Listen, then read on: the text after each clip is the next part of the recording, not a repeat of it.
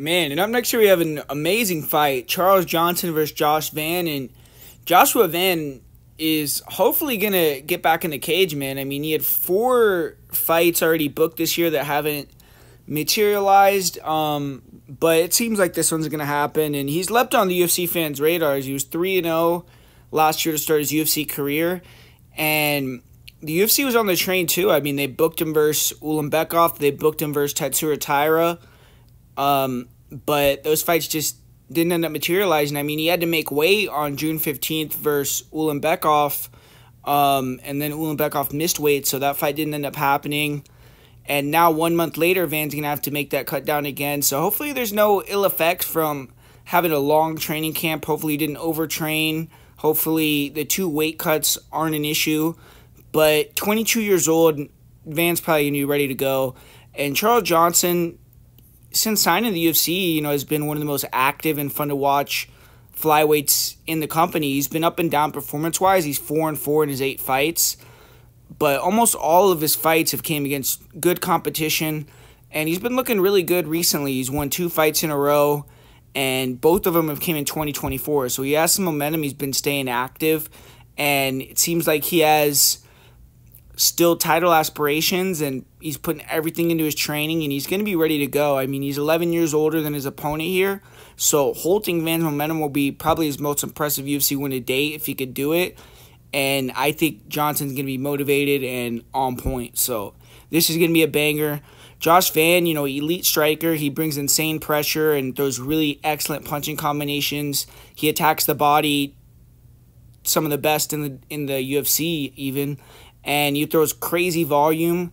He has okay head movement, but really he relies on his chin and his ability to just counter and trade in the pocket, his power. He doesn't have the greatest feints. He's not the most dynamic with his movement. He just walks you down like a Terminator, but tends to take a lot of damage early. And then once his opponents start to fade from all the pressure, the body shots, just him absorbing damage, staying in their face, that's where Van breaks him down with his offense and then takes him out with his combinations.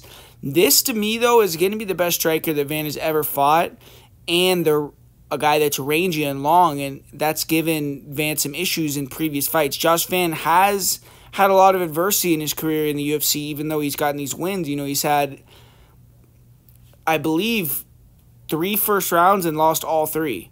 And if that's not true, he at least lost 2 of them, and a couple of them he got dropped, he got hurt bad. So, definitely is a slow starter, but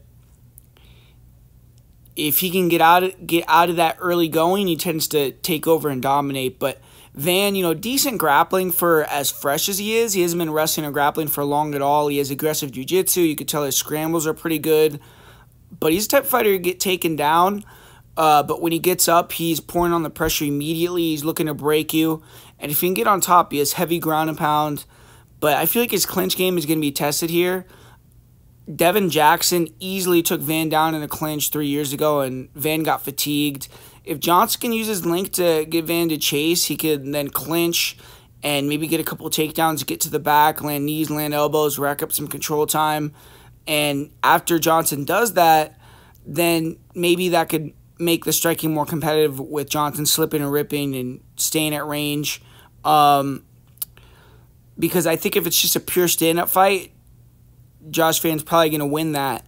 But it will be competitive on the feet. And in that fight with Devin Jackson, I mean, you saw Josh Van get tired and quick tap in that fight. I know he was a teenager, and, he probably wasn't even grappling much at all at that point. I think he said he started wrestling 6 months before he joined the UFC. So I guess he was never wrestling before that fight with Devin Jackson, but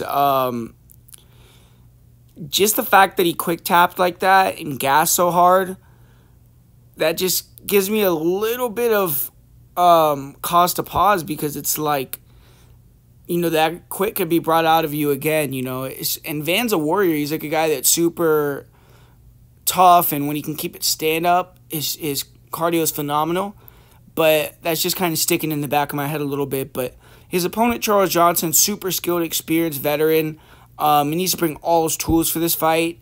One thing that he has over basically everyone in the weight class is the size. He's a huge guy for 125. he's going to be 5 inches taller. And in this fight, I think he has to be aggressive early. He tends to start slow, but in this one, he can't back up and let Van get his rhythm. He needs to show Van it's going to be a full mixed martial arts fight. I think he has to try to pressure, clinch a lot. And if he can get it to the ground, I think he's going to have a big advantage. But using that wrestling in the clinch game, pushing the cardio, is going to help you in the striking as well. And if he can open up a striking, Charles Johnson has the power to potentially put Joshua Van's lights out. I mean, we've seen other guys knock him down and hurt him. And if Johnson has a little bit more pop than that, maybe Van will actually go out. But another thing with Johnson is he has amazing conditioning. I've never seen him really get tired in a fight or that tired. Obviously, if you fight at some of the crazy paces that he's had in certain fights, you're going to slow down a little bit. But his cardio is really good. And, I feel like if it's a full mixed martial arts fight, it's not just striking, Johnson will have the cardio edge. But both these fighters are going to kind of start slow. I believe whoever starts faster is going to win here. I think the fact that it's the bigger cage favors Johnson. If it was in the Apex, I think Van would have a lot better chance to win. But Johnson is a better fighter overall. On the feet, he has more weapons with the kicks. He's longer, and he can grapple and wrestle better than Josh Van. It's just going to come down if he can display all those weapons or if Van's pressure and his boxing drowns all of that out. But I'm going to slightly edge it to Charles. Van's amazing, but I think Charles is on a mission right now. He's older. He has to win, and I think he's going to use his experience to slightly edge it by using his wider MMA arsenal. It's going to be an amazing fight, though. I feel it's going to be closely contested and more than likely goes to decision. The line's off. I feel like it should be close to a pick'em, so I'm going to go with Charles Johnson and get the victory.